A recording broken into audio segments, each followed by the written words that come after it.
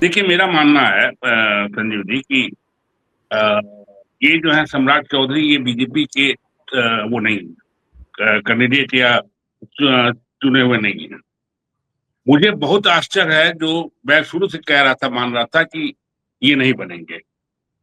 आप याद कीजिए, ये नीतीश की पसंद है और नीतीश का चुनाव है है। है नीतीश के सर पे, नीतीश के उस पर बने हैं ये। नीतीश किसी गिरिराज सिंह, फराज सिंह को नहीं दे सकते सबने सत्ता। लौ कुश का समीकरण जो है वो बिहार में बहुत पहले से रहा है। और नीतीश लौ कुश के समीकरण ही थे जो है, मतलब उनके वोट बैंक का बड़ा हिस्सा लौ कुश था, कुशवाहा और कुर्मी। उस कॉम्बिनेशन को बरकरार रखना चाहते हैं नीतीश अभी भी।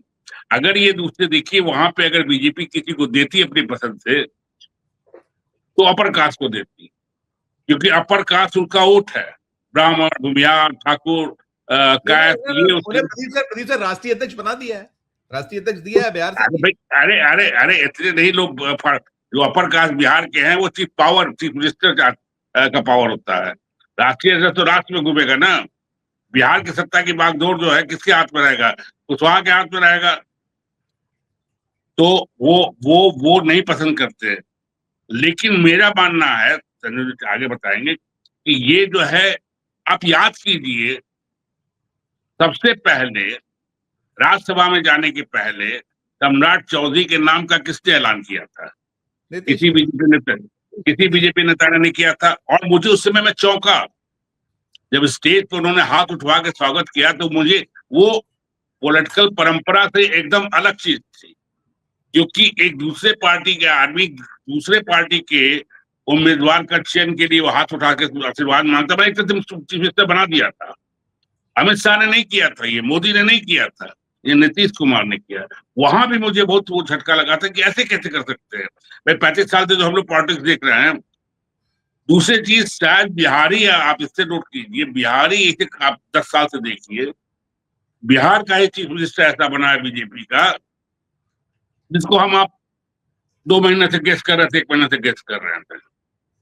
आप राजस्थान का, एमपी का, हरियाणा का, इवन महाराष्ट्र का जो देवेंद्र फडणवीस बने थे, वो निकल के आओ। ये इनका ढंग था, यहाँ भी यही लाते हैं। लेकिन मेरा मानना है, मैं गलत हो सकता हूँ, सुधारेंगे संजय जी, कि ये एकदम नीतीश की शर्त थी। नीतीश ने अपनी गद्दी छोड़ी थी उन्हीं के लिए, मतलब ये कह के कि सम्राट चौधरी को बना, ताकि उनका वो पद, और जो उनका लड़का है, वो जानते थे अभी नहीं बन सकता है। अभी अभी तो जस्ट वो आया है 2 महीना, तो बवाल हो जाता। जनता दल में नहीं संभलता, बीजेपी की तो बात ही थी। तो इसलिए ये सम्राट चौधरी जो है, हो सकता है टेम्पररी आए, अगर सरकार चलेगी तो बीजेपी उसको उनको रिप्लेस बाद में कर सकती है।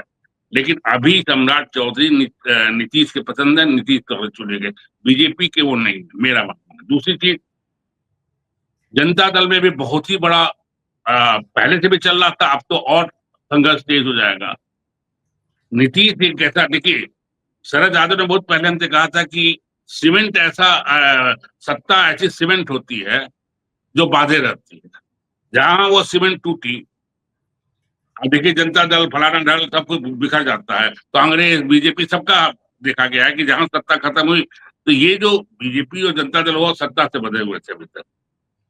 अब जनता दल में अगर ये अभी तो सत्ता में है वो, लेकिन बीजेपी में कोई कैंडिडेट, ये बताइए, बीजेपी में कोई ऐसा नहीं था, पीएम कैसे मान रहे हैं, जो कि इनकी सम्राट सम्राट चौधरी का आप किसी से पूछिएगा, अभी आपके सामने और लोगों ने बताया, कोई ऐसा पॉलिटिकल बैकग्राउंड नहीं है। पहला ऐसा चीफ मिनिस्टर जो संघ का नहीं है, मतलब इधर जो हाल में बनाए गए थे। नहीं नहीं, ऐसा देखिए, हेमंत बिस्वा शर्मा है, उदाहरण है, बड़ा उदाहरण है, और वो वो वो उनको सब वो वो पीछे पीछे वो, पीछे वो, छोड़ वो रहा है, पीछे छोड़ रहा अरे है वो वो। वो अरे वो अरे भाई, हेमंत, बीजेपी और संघ की आप बात करें, पीछे छोड़ दिया उन्होंने, वो हार्ड लाइन जो अरे अरे, संजीव जो समझिए उसे, हेमंता का मामला दूसरा था। वो ठीक कांग्रेस का एक बहुत बड़ा चंग था, ठीक जिसको तोड़ना था। ठीक फाइल के जरिए, पैसे के जरिए, पद के जरिए तोड़ना, जिससे बीजेपी चलती है, उसमें हेमंता था। ठीक। सम्राट चौधरी की औकात नहीं है कि इनको लेके बहुत बड़ा ये वो कर देंगे। नहीं वो जनता है। बीजेपी में नहीं औकात है, और वहां पे भी कॉन्स्टिट्यूंसी वाइज भी, मतलब बिहार की जनता में भी इनका कोई ऐसा प्रभाव नहीं है जिससे कि ठीक बहुत असर रखते हो। तो ठीक वो ठीक। उसमें से मेरा मानना है कि सम्राट चौधरी जो हैं वो अभी टेम्परेरी हैं, और जैसा उन्होंने कहा था उस अभी संघर्ष ठीक चलेगा। और मैं नीतीश को ये नहीं कहता हूँ कि जाते जाते संघ को और विचारधारा को समा 20 साल से कंधे पर कौन ढो रहा है? एक आध साल छोड़ 20 साल के विचारधारा को कंधे पे कौन ढो रहा है? नीतीश ही ढो रहे हैं। उसको सत्ता तक पहुंचाया किसने? यहाँ तक कि लालू समझौता करके पूरा मेजोरिटी से आए, लेकिन छोड़ के फिर बीजेपी का दामन पकड़ने, इसलिए नीतीश इस बार नहीं कर रहे हैं। ये नीतीश तो बीजेपी को यहाँ तक पहुंचाने वाले नीतीश ही है। ठीक। मैं एक और संजीव सर और अनिल सर से निवेदन करूंगा। अनिल सर, एक टिप्पणी आप कर जाइएगा। संजीव सर से एक टिप्पणी लेके एक मुझे पूछना है, आप कर लीजिए। संजीव सर, क्या कहेंगे आप? जो अभी कुछ चीजें मैंने आपसे पूछी थी, इसी को आप आगे बढ़ाइए। अनम्यूट। आपने सर एक कैटेगरिकली एक सवाल पूछा कि लीक हो गया था, और वो लीक जो है उपेंद्र कुशवाहा जी मैं दिखा दर्शकों को दिखाया था, देखिए ये पहले ही आ गया था, ये आ गया था, ये आया था उनका। उन्होंने कह दिया था कि ये थोड़ा सा मैं इसको पढ़ने में दिक्कत है, इसमें ये कि नई जवाबदेही के लिए सम्राट चौधरी को बहुत बहुत बधाई और ढेरों शुभकामनाएं। 3:43 पे उन्होंने इसको कर दिया था, डाल दिया था इसको। जी। तो वो जापानी पद्धति है शायद, या मनोवैज्ञानिकों की पद्धति होती है कि जब आप पर ज्यादा दबाव पड़े, गुस्सा आए, क्षोभ हो, दुख हो, तो उसको बाहर निकाल देना चाहिए। वो बड़ा सीजन माने जाते हैं, लीडर वो माने जाते हैं कि थोड़ा गंभीर नेता है, लेकिन ये आ जाना कहीं है ऐसा कुछ, आप बताइएगा। लेकिन इनको बड़े जोर की पीड़ा हुई तो इन्होंने पहले उस पीड़ा को निकाल दिया, पहले बधाई दे दी। मतलब यदि कुशवाहा पावर में आएंगे, और वो एक प्रक्रिया है, तो जो 3 जातियां, पावरफुल जातियां बताई अनिल दा ने, तो त्रिवेणी संघ बना था। वो त्रिवेणी संघ कुर्मी, कोयरी और यादव 3 लोग थे। ये एक तो ये यदुनंदन प्रसाद थे, जगदेव सिंह यादव थे, और एक थे 1936 में बना था वो, 1936 में बना था वो। जी, और शिवपूजन सिंह थे। तो कोयरी बहुत देर से, कुशवाहा बहुत देर से वेटिंग में थे, लेकिन वो जो वेटिंग थी वो उपेंद्र कुशवाहा के जरिए थी। कुशवाहा समाज उपेंद्र कुशवाहा, और उपेंद्र कुशवाहा की भी आकांक्षा थी, लेकिन कोई और ले गया। तो नेचुरल है कि उन्हें तीव्र गति की पीड़ा हुई, तो मनोवैज्ञानिक कहते हैं कि उस पीड़ा को निकाल देना चाहिए, वो निकाल दिया।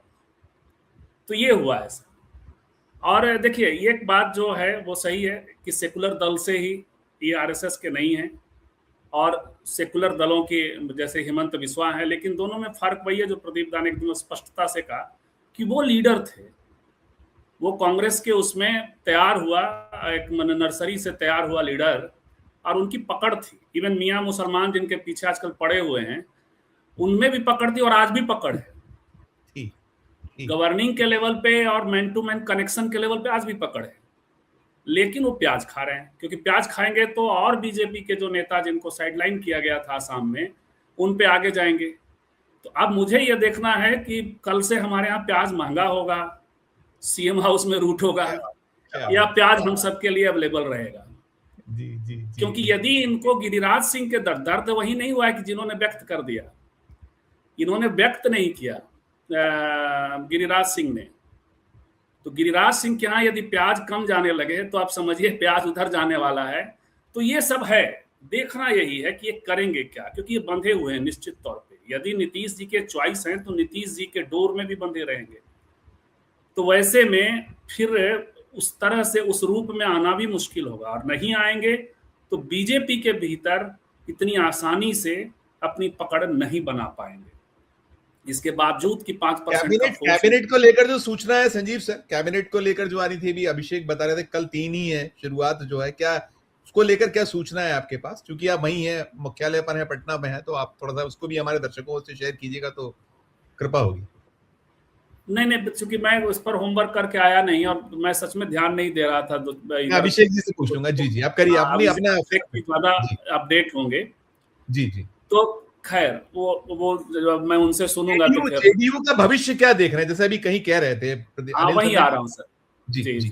तो ये है, तो सम्राट चौधरी के सामने ये चुनौती है। दूसरा कि यहाँ बीजेपी वैसी स्थिति में नहीं है संख्या बल से भी, और जिस तरह का कोalition सरकार अब वहाँ है, तो वो सब चीजें ये इसके बीच देखना है, हमें भी इंतजार है सर। जदयू के लिए देखिए 2028 तक तो कुछ नहीं होने वाला है। हम सब भी क्या हो गया है ना कि हम लोगों को इतने ब्लो मिल रहे, भी तो थपेड़े खा रहे हैं, हम लोग भी उम्र के थपेड़े खा रहे हैं, कई लोग हमारे बीच से गुजर गए मोदी सरकार को जाते हुए देखते हुए, तो हम लोग भी अचानक चाह रहे हैं वज्र गिर जाए। जैसे आप देखिएगा कि अभय दुबे पिछले 4 दिन से चला रहे हैं कि कुछ टूटने वाला है बीजेपी में, कुछ इस तरह चलता रहता है, वज्र के इंतजार में होते हैं, लेकिन यहाँ वज्र गिरा नहीं, सब कुछ स्मूथ चला। कुछ लगता है ईरान में कुछ होता तो यहाँ हो जाता। तो मुझे ये लग रहा है कि जदयू अभी जब तक पावर है, शायद ये प्रदीप दा या हाँ शरद जी के हवाले से जो कह रहे थे कि सत्ता सीमेंटिंग का काम करती है, तो वो 28 तक तो अभी ऐसे चलेगा। टसल होंगे, तनाव होगा, टूटने की बारी आ सकती है, और ये बीजेपी में भी तनाव वगैरह सब कुछ रहेगा। लेकिन जब सरकार और ये 29 के आसपास, लोकसभा के आसपास, जदयू का संभालना मुश्किल होगा सर, क्योंकि एक तो डिटेरियोरेटिंग तबियत है। तब तक तो बीजेपी बहुत खेल कर देगी सर, तब तक तो बहुत उसके पास तो प्ले करने के लिए बहुत कुछ होगा, बिल्कुल। और ये जो तेजस्वी जी हैं, वो तेजस्वी जी को तय करना पड़ेगा। ये सब बयान वान देने में थोड़ा, दोनों का अलग अलग क्लिप चलेगा तब तो ठीक है। आजकल तो यूट्यूब वाला वायरल ज्यादा होता है ना सर, 4 PM ज्यादा वायरल होता है। तो मैं ये कह रहा हूँ कि दोनों बयान को काट दीजिएगा तब तो ठीक है, लेकिन एक तरफ कहिएगा कि गोडसे की परंपरा में चला गया, और सच में ये चाहते तो यही हैं, हुआ अभी तुरंत हो या ना हो, और दूसरी तरफ कहिएगा कि लालू जी की विचारधारा के ही इर्द गिर्द उनको आना पड़ा, दोनों तबला कैसे बजाइए? ये नहीं हो सकता। तो हम लोग थोड़ा वेट कर रहे हैं कि आगे क्या होता है। प्रदीप सर, ये जो 2 चीजें, एक तो जो हम बात कर रहे थे कि नीतीश कुमार जी वो बार्गेनिंग में तो मास्टर हैं, प्लेयर हैं, ठीक है, आज उनका स्वास्थ्य ठीक नहीं है या कुछ अलग अलग अपनी अपनी मजबूरियां कह लीजिए जो भी हैं, लेकिन सम्राट चौधरी आपने भी पहले कहा कि उन्हीं की पसंद थे और पहले घोषणा कर चुके थे। तो आप क्या देख पा रहे हैं आगे, क्या नीतीश कुमार जी को किस तरीके से सेट होगा? और फिर ये राजनीति बीजेपी, क्योंकि आगे तो पूरा कब्जा करना होगा ना, अगर आपको बिहार पे कब्जा करना है तो बिना नीतीश कुमार के तो आप कुछ सोच नहीं सकते। तो जब तक जैसा जहां जितना आप उसमें विस्तार कर लीजिएगा, उस दिशा में आप क्या सोच देख पा रहे हैं आपके अकॉर्डिंग? देखिए, क्षेत्रीय पार्टियों, राष्ट्रीय पार्टियों में एकमात्र पार्टी बीजेपी है जिसके जो सुपर बॉस हैं वो गांधी जी जो चाहते थे कांग्रेस ने किया, चाहे नहीं, लेकिन ये चाहते कि इनके बाद बीजेपी ना रहे। इसलिए सेकंड कैटेगरी के फर्स्ट कैटेगरी सारे नेताओं को सेंटर से लेकर स्टेट में खत्म कर दिया उन्होंने, खत्म कर रहे हैं। क्षेत्रीय पार्टियों के साथ ये होता है कि उसके संस्थापक अध्यक्ष जो है, अगर उनका लड़का तैयार हो गया तब तो वो पार्टी संभाल लेगा। हमेशा क्षेत्रीय पार्टियों का जो दत्तक जो वो संभालता है, वो दत्तक ही संभालता है, दत्तक पुत्र संभालता है। आप देख लीजिए, चाहे आरजेडी हो, चाहे बीजेडी हो, चाहे एलजेपी हो, भाई लोग अलग हुए लेकिन पार्टी अंत में आई इन्हीं के पास। इनके साथ इसीलिए 1-2 साल इन्होंने लेट किया। पहले तो कहते रहे परिवारवाद के खिलाफ हूँ, ये हूँ, निशान को आगे नहीं लाया, अब निशान को ला रहे हैं, तो अभी टाइम है। मेरा मानना है नीतीश की महत्वाकांक्षा कुछ नहीं है, पीएम की महत्वाकांक्षा थी, वो अब नहीं है, क्योंकि जानते हैं कि निकट भविष्य में संभव नहीं है। राष्ट्रपति की संभावना हो सकती थी, वो भी नहीं है मुझे लगता है। अब वो एक तरह से राज्यसभा रिटायरमेंट में पहुंचे हैं, शांति से अपना रिटायरमेंट के लिए। मेंटल फैकल्टी उनकी पूरी काम कर रही है, शारीरिक रूप से कमजोर है वो, लेकिन मेंटल फैकल्टी इसलिए पूरी काम कर रही है कि इन्होंने जो सम्राट चौधरी का खेल खेला, उससे मुझे लग गया कि पूरा, और अभी भी बातचीत जो कर रहे हैं वो पूरा संवाददाताओं का कर रहे हैं। तो ये कुल मिला के अभी मुझे शक है कि हो सकता है कि फिर से इनका सेकुलरिज्म जाग जाए।